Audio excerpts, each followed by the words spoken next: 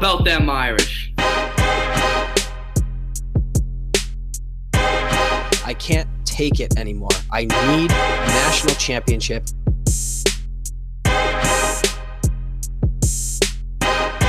This is the Four Horsemen podcast.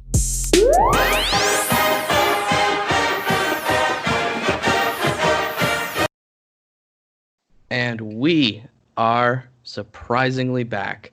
Welcome to the Four Horsemen podcast, a COVID-19 special. I am, of course, joined by Steve, and for many of you guys, many of our new audience might not even recognize his voice, but the original, the OG P-Wagon is coming back off his short hiatus to do a special COVID podcast with us. So, P-Wagon, I'll let you take it away. It's a height-appropriate hiatus. Thank you very much. Hello to all our new friends and followers. The last time you heard me was the New Mexico episode where I quoted all of the Breaking Bad titles in lieu of New Mexico. I think we won that game. Glad to be here. Looking forward to talking to you guys again, and let's get it going. P-Wagon, I'm just going to go right on brand just to start everything. Had we actually lost to Mexico, I would have killed myself. Thankfully, we didn't. So just to get off track for a second. But, Dill, we are back, buddy. Bring us right into the grand opening, and let's talk some Notre Dame football. Well, we haven't covered our bowl game at all because life got crazy. You were working. I was in school. P-Wagon was dead. And we just never got around to it. So I figured we should talk about that bowl game, if you recall it all, against Iowa State. The Irish won 33-9. Ian Book had, hopefully, what is a performance that is telling of what next season, if we have one, will look like. He had a 94 QBR in the game, just perfection. I believe Claypool was the MVP. And unfortunately, it was a shitty bowl game just because it was an unprecedented season for good talent among the teams. So the way the bowls worked is, obviously all you guys will recall, we ended up getting kind of pushed out into a lower bowl despite being 10-2 just because of how many other good 10-2 teams there were. So overall, I thought it was a pretty good performance. I can't even recall where I was watching it from. But hopefully it's a good sign for what's going to happen next year because, as we know, the quarterback's going to be a big, big role in how we perform.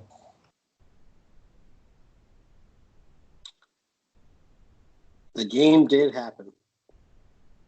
That's all I got. Yeah, it's such a distant memory. At this point, it's been almost 6 months, and I think it would have been, and I'm pretty sure I was saying it consistently at the time. I think our best matchup from a ratings perspective, from a historical perspective, with blue bloods. And all things considered, would have been Penn State. I'm pretty sure they were also 10-2, and that would have been a phenomenal matchup for us. But playoff system, conference tie-ins, and a whole bunch of other corrupt bull crap that we have to deal with the the landscape of college football. So we got an inferior opponent. We drove them into the ground and played great. From my memory, it was pretty much over by halftime. And yeah, Bookie looked hot. He looked great.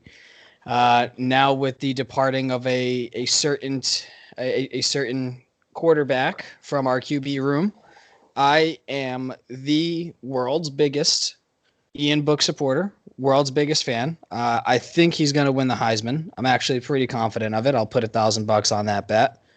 And that's all I have to say is I am fully aboard the Book train. So that's one of the huge takeaways from the postseason rolling into the off season. I feel like almost like the most important thing right now is just how everybody's health is and how everyone's doing because this is such crazy times. So, of course, to all of our listeners, we hope you're doing well and your family's well and that you are finding a way to cope with just this awful, awful situation we're all in. But let's start with the man of the hour. P-Wagon started this whole thing. What have you been up to? Have you been surviving, keeping pace with life? What's going on there? When was the New Mexico game? That was September of last year because I took over the hosting and editing for Georgia. Right. All right. I've coached a season. I'm a rugby coach. I got through that. Won a second place trophy in a tournament, which was a big accomplishment for the team. I got engaged, which was a big accomplishment for myself. I bought a house, and I am COVID free. So that's where I've been. That's really kind of my last year in a nutshell. The biggest accomplishment was probably engagement. So Steve's not the only one who gave a ring to his fiance before Brian Keller got one. And yeah, I haven't hit a hole in one yet, so I'm still working on that. People forget I did get a hole in one, and let's just bring that right into the conversation here. I know that following you on Twitter, you've had a bit of a hiatus from work. I think it's more so just COVID induced than anything. And it's not. It's just a vacation. Oh, all right, nice. And then I've seen that you've taken to basically the P-Wagon Classic, a little bit of golf out there. So I'm the golf nut here, and I know that you're an appreciator of the game. I don't know if appreciator is a word, but we're rolling with it. Tell us about your whole golf adventure over this past week. So I was set on a quest to play 4 rounds in 4 days, like the pros do. Got through 3, played Sunday, Monday, Tuesday. Then on Tuesday, I hit my driver off the 7th tee, hooked it right, and pulled something in my back. Played the final 12 holes out, shot a 115, and then withdrew from my quest to play 4 rounds because going from playing no golf to 4 rounds in 4 days was a lot. So I shot a 107, a 108, and a 115 in 3 days. So next time going out, we're going for under 100. I may need spinal fusion surgery like Tiger. Fair enough. I'm actually nursing a bit of an injury right now myself. I duffed a club, a 7-iron, really, really badly, and I think I had a micro fracture in my hand. But last week did shoot my career lowest round of my life, albeit on a really short course, only like 6,000 yards, shot in 84. But yeah, so I mean, I got new clubs, feeling energized. Was supposed to go to Palm Springs this year for a golf trip that got ruined, along with pretty much the rest of my life. But I still have a job. I still have my health, so I'm happy and content, and I hope that every one of our listeners is in a similar situation to me. All things considered, it's pretty good.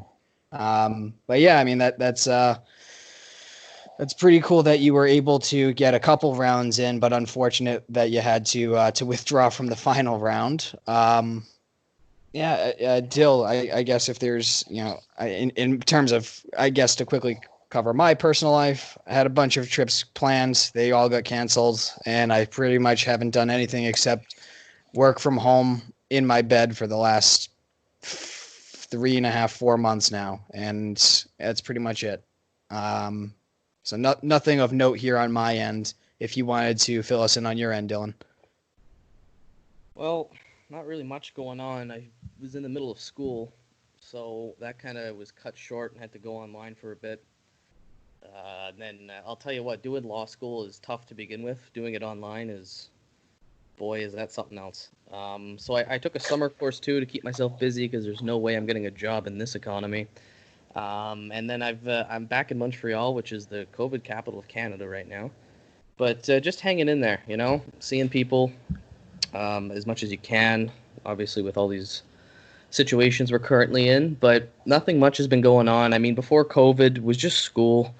I know you were working a lot, Steve, too, which is why we never really got around to one. But I wish I could be golfing. I don't know much about golf. When I was a kid, it was either baseball or golf in the summer, so I played baseball. But it looks a lot of fun, especially when you're avoiding doing other obligations. Is that your experience?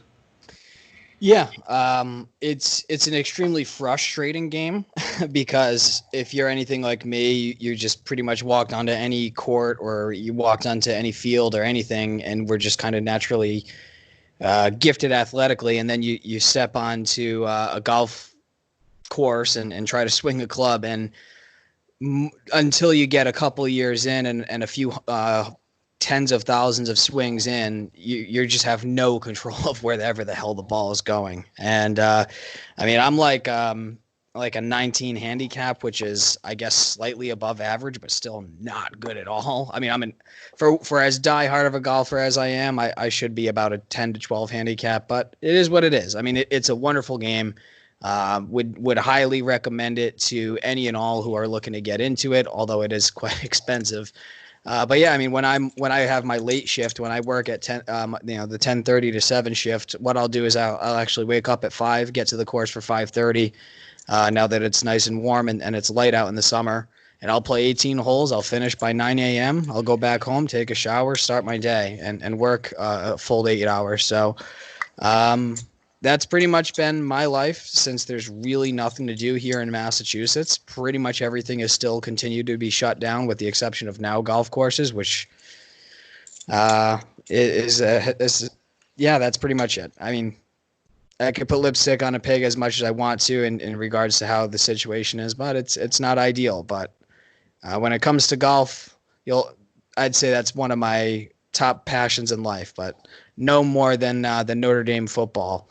And it's been tumultuous to kind of hang out and not really get to see, the spring game. We haven't really, we had a really, really awesome recruiting class, but we haven't seen any of those guys really. So it stinks not being able to see the summer workouts and seeing the roster start to get crystallized, but hopefully in the next few weeks that will start coming to fruition. So I hope that transitions into some more football talk. As much as I could talk about golf for about 10 hours straight, I think we should really stay for a golf analogy on par with what we're here for. What a humble brag, though. You step on the court and you're naturally gifted. Continue. That was just such a quick humble brag that you slipped in there. I picked up on it because I was kind of like that as a kid too, where I'd play just whatever and I'd be good at it. So when I golfed once in my life, I was just utter dog crap. And it was very frustrating to be like, I can hit a baseball proficiently. I was a very good baseball player. Get to golf, the ball's like standing still and I still can't hit it. It's very frustrating. But I think... Who's the most famous Canadian baseball player? Oh, Matt Stairs, maybe? Yeah, he was a DH for a while. He's from New Brunswick, actually. One of those pitchers, what's his name? Axworthy, the closer, I think, was Canadian. Yeah, I'm not. You can't like hit me cold like that. I gotta prepare and research my Canadian baseball history because Jason Bay was Canadian. He played for the Red Sox. Listeners, tweet at us at 4HorsemenPod or HorsemenPod who the most famous Canadian baseball player in your mind was. And now we get on with the show. Well, that's a good segue because I was thinking from what Steve was talking about how there's nothing to do.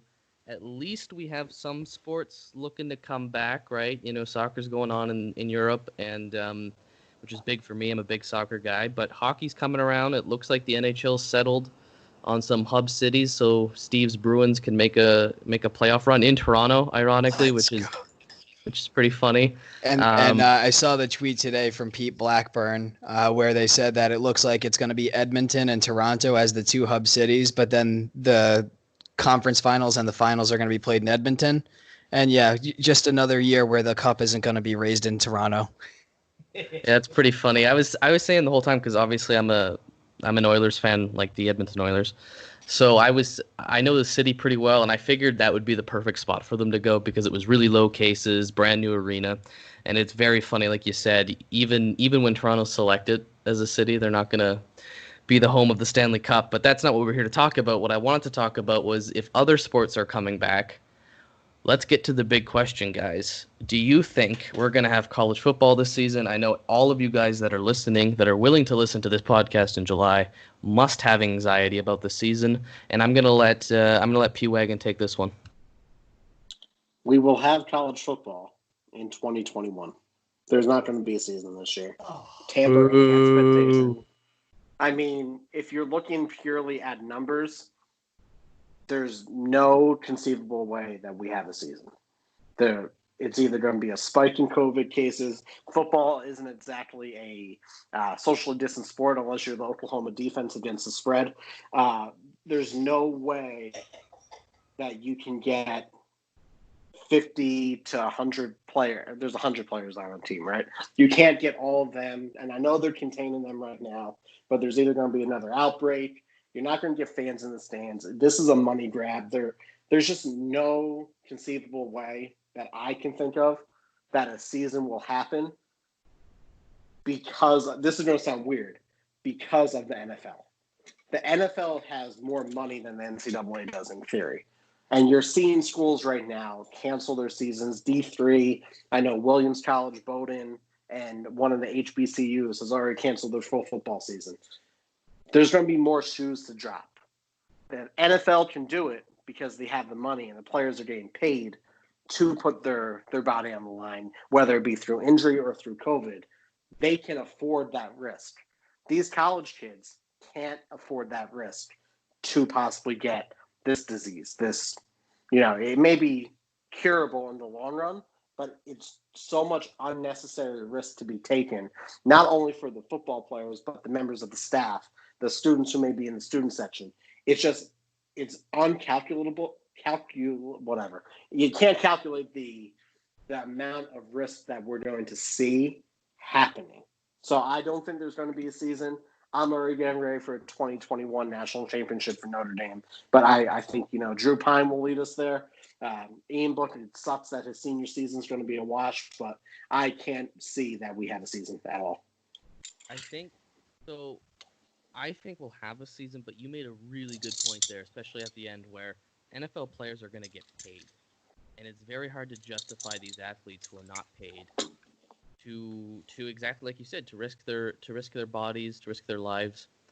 And that's a little scary for them. And I think that's probably, if we don't have a season, I think that's going to be maybe the sticking point, which, I was leaning the other way until you said that. I was thinking there's just too much money in this sport not to have it. It's like the NFL. That's why I think the NFL is coming back, because obviously the COVID cases in the U.S. right now are just awful and it's not looking good.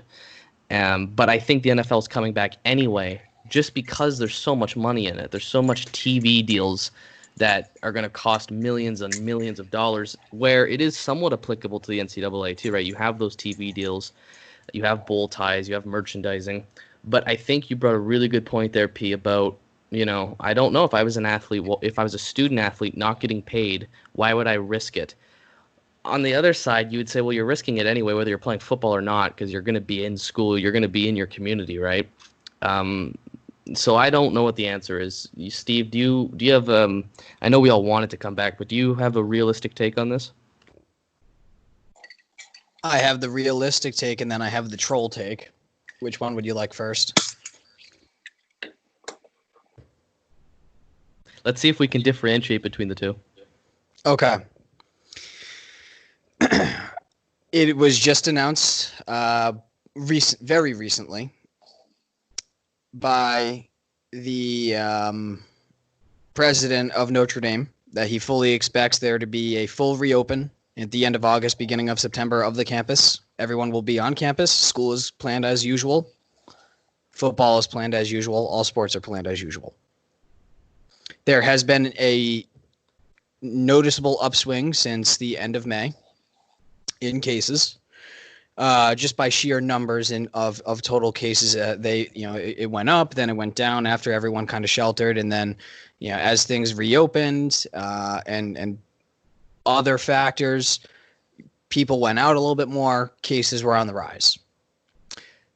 Deaths have stayed pretty stagnant and in fact decreased, because as it stands right now, it's mostly younger people that are going out, and younger people by and large are relatively unaffected by this. Now there's still risk. Don't be a D-bag. Please wear a mask. If you're listening to this, it doesn't make you tough not to wear a mask. I personally, and I'm dead serious about this, I want the virus because I will take my chances being a 30-year-old male. I have an understanding that odds are I'll be okay, and I would rather get sick and get it over with and then go back into the office where I can get some work done because that's my own personal thing. However, I absolutely do not want to pass this along to anybody else. So wear a mask because while I am in control of my body, I also don't want to have an adverse or bad effect on anybody else. So wear a mask. Everyone should do so. There's been a noticeable uptick in cases. Statistically, most of the new cases have been younger folk. Hospitalizations have remained pretty steady. I know Houston is one of the very few cities that is near capacity, but all things considered, we are still with a relatively flat curve. And I just think that the more data that we get, the more it's going to come out that this is just a extremely highly contagious flu that is dangerous to a larger degree to older people with and for people with pre-existing conditions. So I think by the time we get into September, you're going to see that either most people have already had the antibodies or that we're going to have enough data to say that, you know what, at this point, we are okay for a full reopen of campuses and therefore, and therefore sports. So that's what is making me confident in the season, that everything is going to be coming around. All right, that's basically my real take on it. I don't even know where I would go with the troll take because it would yeah, whatever. It's just it would be stupid for me to do so. But realistically, I think that as the data is coming out, I think we're going to be okay. That's my confidence in the situation. Again, I advocate for people to be responsible, keep your distance, don't be an idiot, take care of the people around you. If you don't care about your own self, that's fine. Just be respectful for other human life because you have no idea who's going to be around you and what conditions they have. So just, but yes, I believe that we will see a Notre Dame season and a college football season and basically all sports seasons come September. That was the most politician answer I've ever heard from you in my life. You gave an answer with about 20 minutes of just, I respect everyone and look out for each other. And I think you're running for office, Steve, and this was your first moment of being a politician.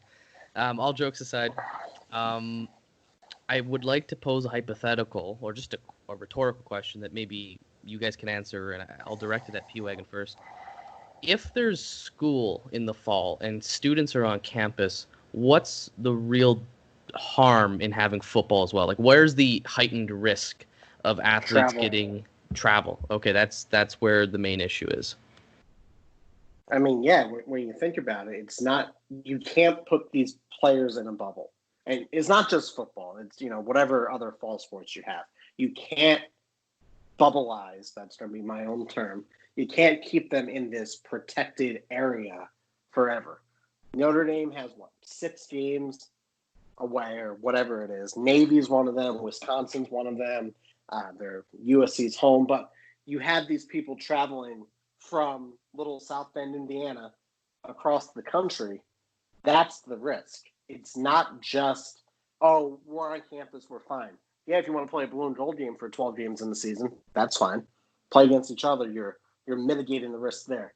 When you're looking at UFC or you're looking at golf, these are very individualized sports, and while UFC is probably the most high contact sport that we have right now, there's only 2 fighters and their teams, 5 people each. So you're minimizing that risk with the travel because of how contained you can make it. You with a football team traveling, let's say they travel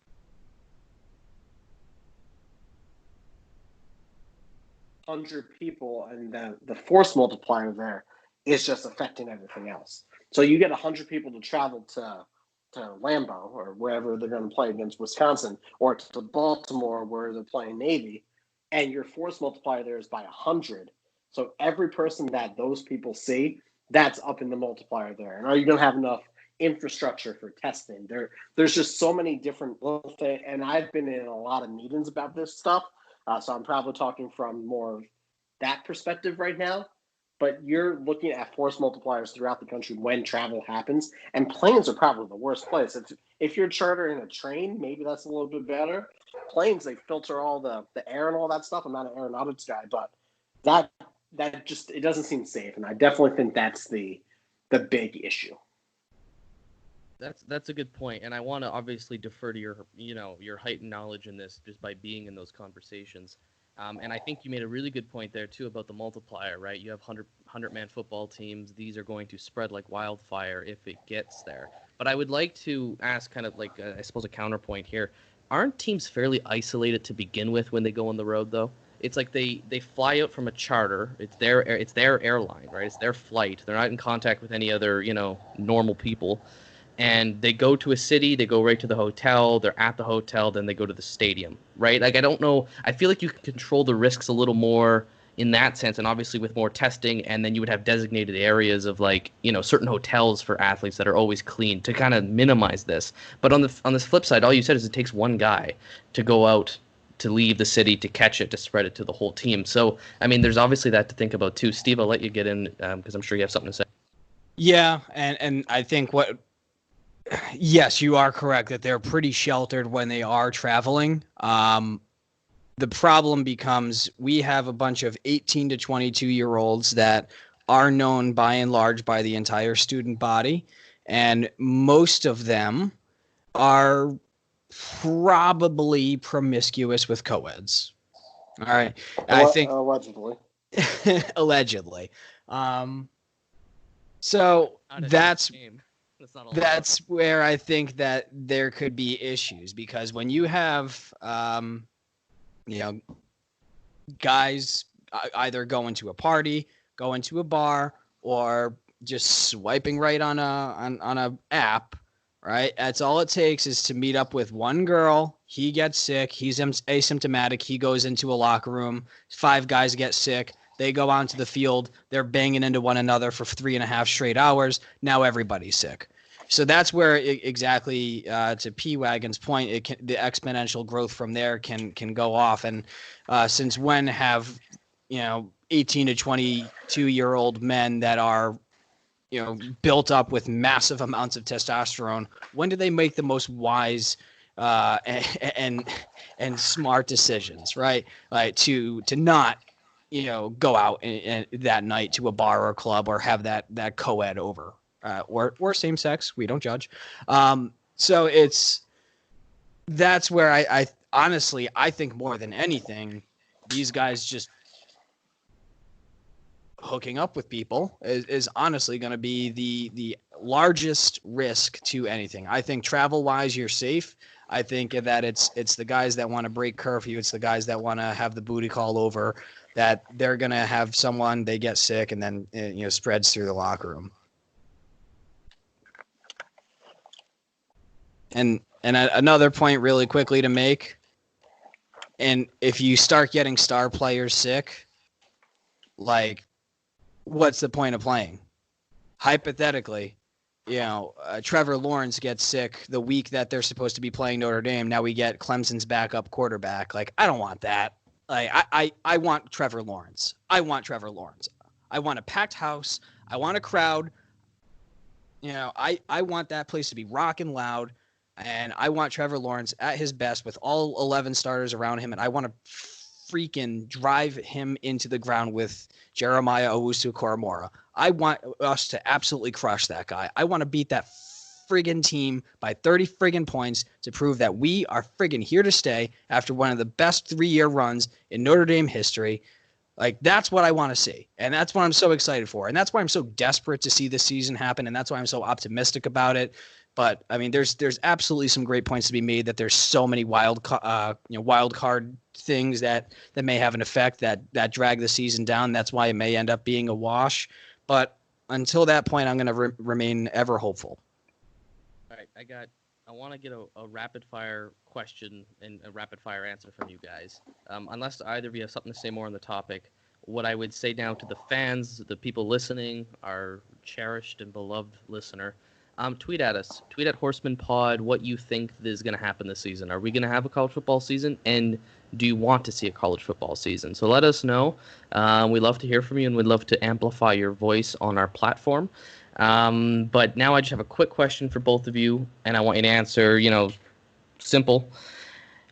If theoretically there would be a season, but there are no fans, do you want to play in that season or not? Yes. Yeah, I'm with it. I agree. I mean, even if with there's no fans, or I still think that they could fill up Notre Dame Stadium at 25% capacity.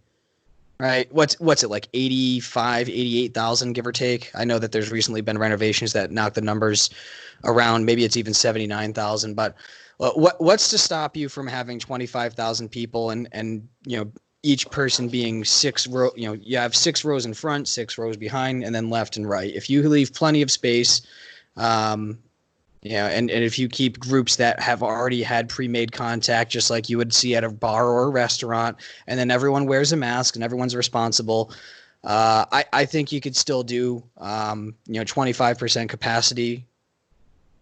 Even if there wasn't that, I still would like to see it.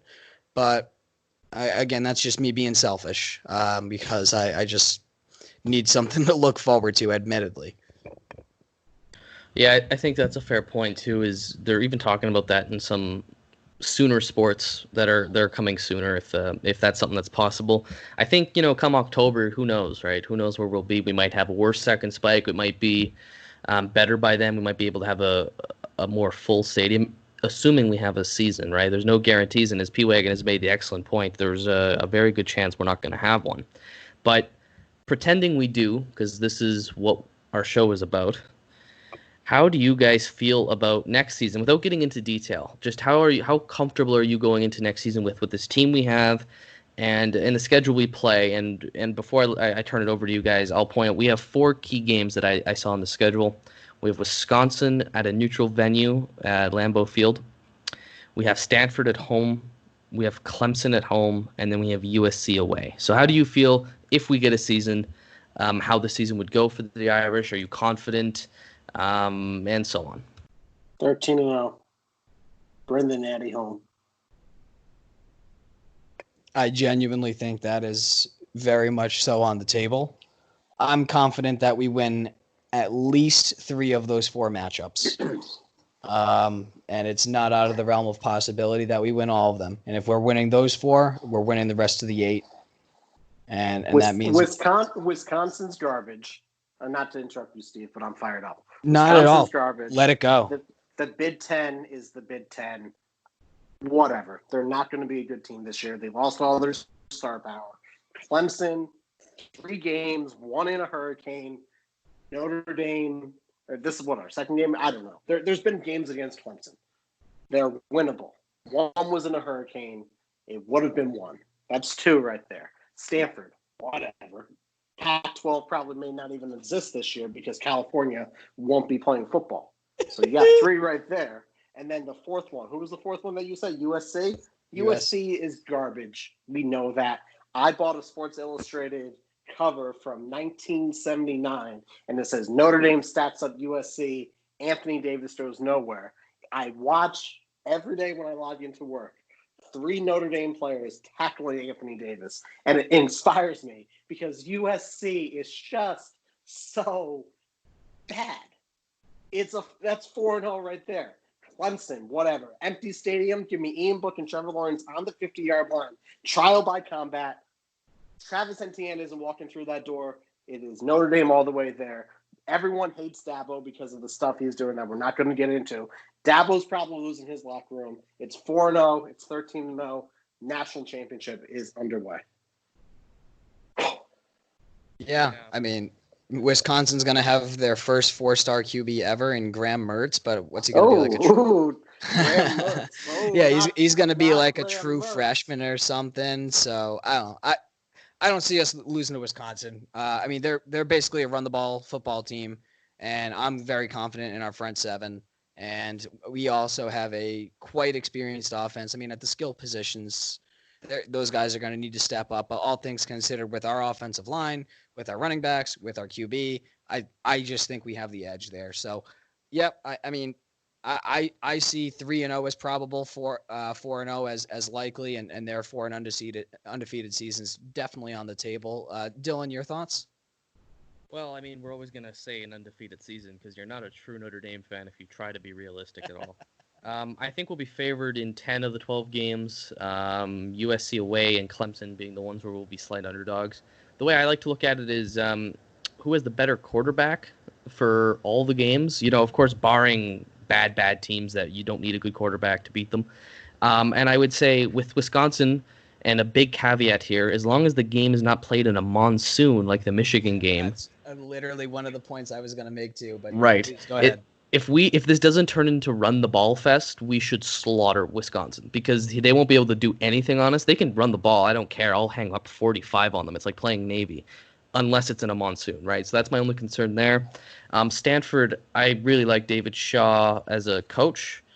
I don't think he has a game style or the talent right now to compete with Notre Dame, especially with a talented quarterback like Ian Book. Assuming Ian Book, is good to great next season, we should crush Stanford at home.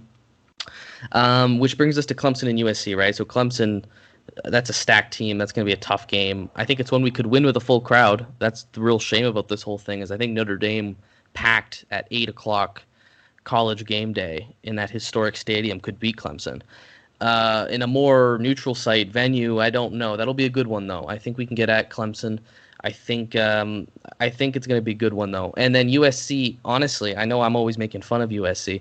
I think USC scares me more this year than ever, and it's because they found a quarterback who's hopefully a one-year wonder in, Slovis, whatever his name is. He's Slovis. Right. And they were good.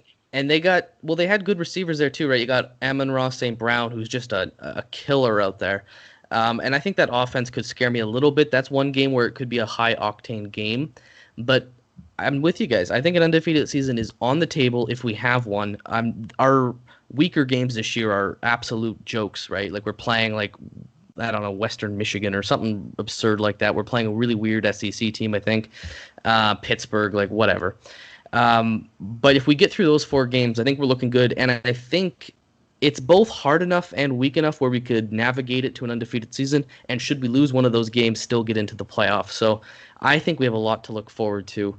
But that's just classic Notre Dame fans, right? We're a little bit delusional at times. Hope springs eternal, baby. Let's go. Who names their kid Keaton? I'm not going to answer that, but all right, I think we could get close to wrapping up here. I know that we'd be remiss if we didn't give our resident Canadian a chance, and I will also have authority to speak on this topic as well. The late great Chase Claypool, he got drafted by my Pittsburgh Steelers early on in the second round, pretty early on.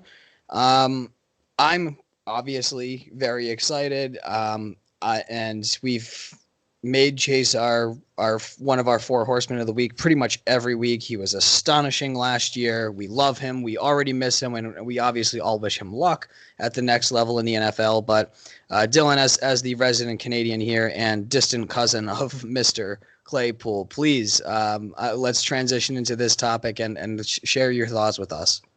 Happy Canada Day, Dylan.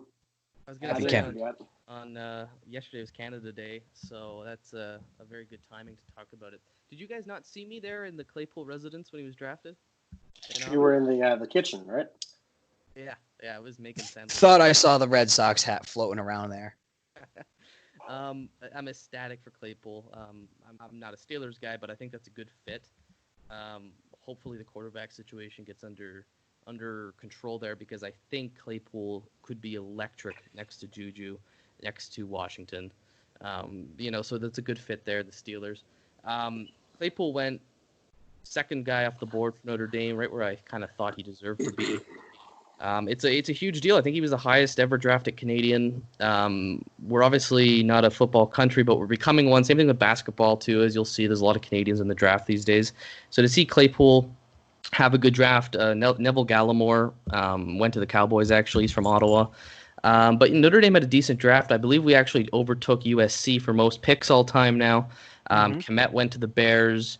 Aquara went to his brother in Detroit. I think that was my favorite pick of the draft, just to see him there in the third round. Troy Pride to Carolina. Kareem, very underrated, went to Cincinnati in the 5th. Cincinnati had a really good draft there. I thought Kareem was a fantastic talent. As a Steelers fan, I'm not thrilled about that. Yeah, I mean, he's going to be a solid 10-year vet, just perfect run blocking, a run stopping edge guy there. And then our boy, Aloy Gilman, all three of us loved him so much. We didn't know how well he would transition to the pros, but as a college player, he's one of the better safeties I recall at Notre Dame since maybe Harrison Smith, and that was the Chargers in round 6. So we got the draft in. It was great for me personally to see Claypool go so high. Are you a Chargers guy now, P? Is that how it worked out? I know you kind of follow wherever the Notre Dame talent goes. It's going to be hard to say. I haven't declared my allegiance for this year. It's going to be a game time decision, but since San Diego is Notre Dame West now, it's going to be pretty hard to pick against them. Literally what I was about to say. Between Drew Tranquil, Aloy Gilman, Jerry Tillery, who else? I feel like they have. Didn't Jalen Elliott go there, or is he on the Raiders? Oh, that feels like a Raiders move, doesn't it? Though he could murder someone there. I think it. They have. I believe they have Tyler Newsome too. Yeah. I mean, No, so they definitely are Notre Dame West. So you have to be a Chargers guy now. Tyler Newsome joined the Chargers, but he plays for the Chiefs now, and he'll probably be the starting punter for the Chiefs. So, yeah, I'll take the Chargers. I'll declare the Chargers as my team. That's you big heard news. it here first. Breaking news on the Horsemen pod. I'll take them. Go Chargers, go bolt up, right? bolt up. Do you guys have anything to say before we wrap it up here? Where I'm at, Steve, you go. I'll be quick and easy. Let's all pray for a season. Let's all hope for health for all people out there. Be responsible. Don't be a dick. Care about your fellow human beings. And let's just hope that we can really, really, really hear Mike Tirico say, "Here come the Irish," come September. Asmar Bilal, Aloy Gilman, Isaac Rochelle, Jerry Tillery, Drew Tranquil, Dante Vaughn. Bolt up. Go Irish. Ooh, Dante Vaughn. Steve's still triggered by Dante Vaughn out there. Oh, and if you really want to get... No, never mind. That's not the quarterback. Continue. But that's all I got. Wear a mask. Be safe. Go from there. I was going to ask you guys before we sign off here. Do you think this episode does better than our average listening viewers or worse? Because there's two ways to look at this. Either it's July, who cares about football, so this will be worse than average, or are we also starved for content because it is July and because we're in the middle of a pandemic that any Notre Dame content is worth listening to? What do you guys think? Better. Yeah, I am inclined to agree. I think people right now are just looking for anything to focus on, given the circumstances, and there's a lot of people that don't have much to do. So if you have 45 minutes or however long this has been, listen, share, rate, review, 5 stars only, because that's how we roll. And we obviously love all of our listeners. We appreciate you guys. The plan is to be pretty regular, assuming that we get back to an actual season. The off season had a few extenuating circumstances, but we appreciate anyone sticking by us. Yeah, and big thanks to P-Wagon for coming on this one. Hopefully, if we do more regular stuff during the season, we'll see you back here more because you are the OG. You put this whole thing together. And I think, maybe with a little deflooded market right now, there's less Notre Dame content out there. Maybe we can make some new inroads with some fans. And like always, guys, feel free to reach out to us, Horsemen Pod. We retweet. We will respond to your DMs. We'll even try to get you hooked up to the show sometime if we're back running again. So, P-Wagon, do you have anything to say before we hang out? The Chargers currently don't have a quarterback, so this might have been a misguided fandom. So, go Irish. Follow me, P-Wagon60. Retweets are not endorsements, and I'll see you all on the flip side. Go Irish. Go Irish. Go Irish.